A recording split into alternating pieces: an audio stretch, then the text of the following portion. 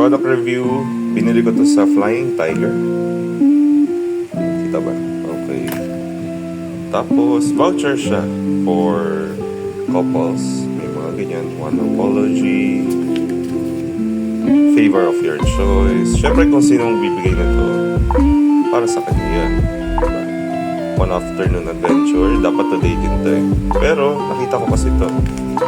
A Day of Yeses. So, nilagay ko yung date today, October 5, 2024. Ayan.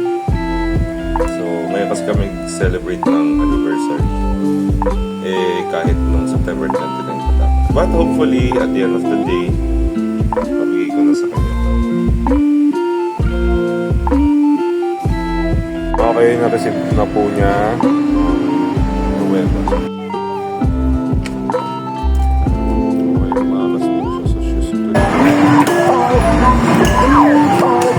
Tapos mo yung galit mo.